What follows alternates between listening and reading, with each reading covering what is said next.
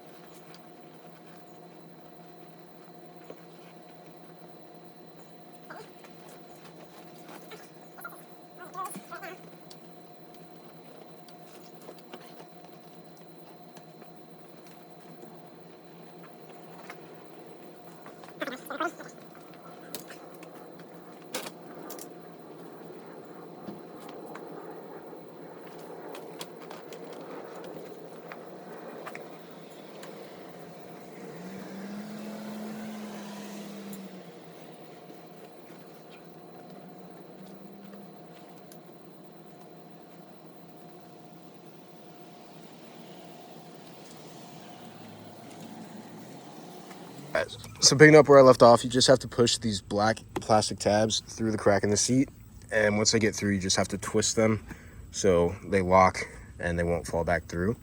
After you do that, I think, yeah, so these will come over and you can just hook them on any like plastic or metal bar, and I'll just hold everything tight, and that's pretty much it for the front seat covers. I got the homie Troy with me. We're gonna try to figure out how this works for the rear seat cover. I feel like the only place we might have some issues is where the seatbelt like comes through here. I don't know how that's gonna work, but once we get it, we'll flip it over and show you guys exactly what to do. All right, so that didn't take long at all. Honestly, maybe like 5 minutes at the most. So everything fits well up here. And then if we flip it on over, the main things that we struggled with was getting the hook through for the seatbelt, and then also making sure that we got the Velcro straps. They're on the inside, and they hook onto each other to keep everything tight. But besides that, you just gotta find a spot for all the hooks to get into, holding everything tight, and worked out pretty well. We're gonna go ahead and throw this in, and then I think the floor mat's next. I can edit it. So we're gonna go ahead and throw in these floor mats. So what I did was I took the plastic off of the, like near the rocker panel right here. It just pops right up. And when you install it, the reason I do that is because it'll end up going over the floor mats. And I also pulled this plastic out near the center console. Alright, so we'll just completely pop this out. So throw this in how it's supposed to. Oh god, dude, this is such a tight fit. All right, hold on. There we go. All right, I'll tuck that up under the plastic, keep this where it's supposed to be. Go ahead and pop this back on. I just personally think that looks a lot better than keeping it over. It actually makes it look like semi-factory. Then I'll take this, do the same thing, and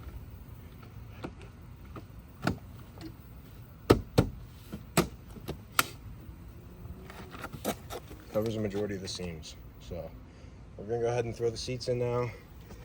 Oh, you want to show them the rear in there actually?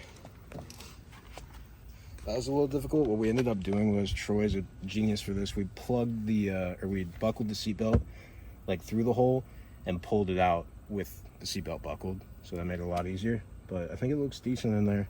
We'll go ahead and get the rest of this stuff in, and hopefully we'll be good to go because it's hot out.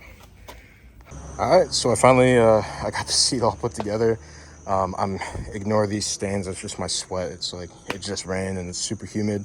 But this looks sick. Like the fit is like, it just looks, it looks factory, which is nuts. I think with time this will all like settle in, but no, this looks incredible, to be honest. I am interested to see what the deal will be with my heated and cooled seats. I would assume most people that buy this have base interiors. So I'm probably one of the rare people putting this leather over stock leather, but no, I love it so far.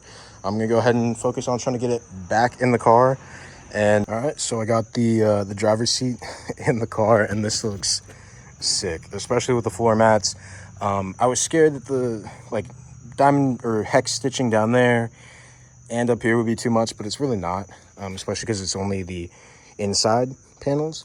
Now I think after time this will conform, you know, it'll get pressed in to the seats. I have everything as tight as possible, but this looks sick. Now next up, I want to see how easily this cleans up. I've had this in here for about like 5 days, so got the vacuum here.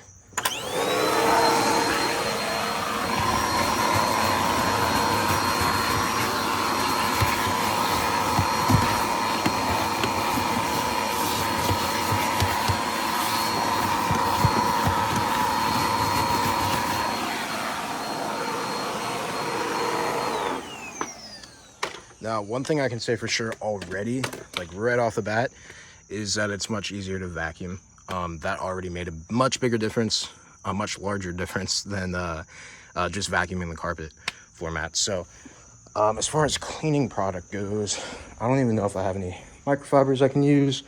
This one's clean, and I think this is a leather quick detailer. So let's go ahead and give this a spray. And a wipe.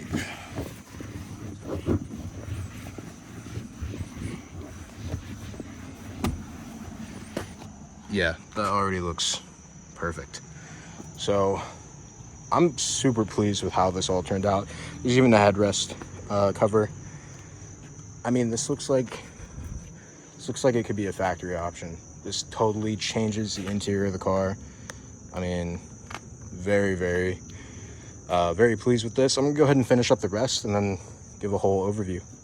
All right, that said, I got everything in. I mean, it all fits so well. There's back seat covers and back floor mats, which I'll show hopefully in some videos or photos I take. I'm gonna try to do like a cinematic edit, but I mean, this looks sick. I'll go ahead and show you all the front. This changes. Yeah, you can see the rear floor mat here. I got to tuck it in a little bit better.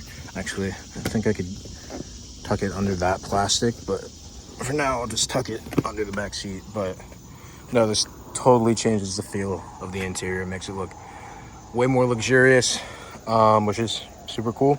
I'm gonna go ahead and drive this to the gym, get a feel for the seats, make sure everything just feels normal. Yeah, so I mean, so far everything's great. I'll try to get some thoughts over the next couple days, and then point out some tips during the video for installing them, but that's about it for right now.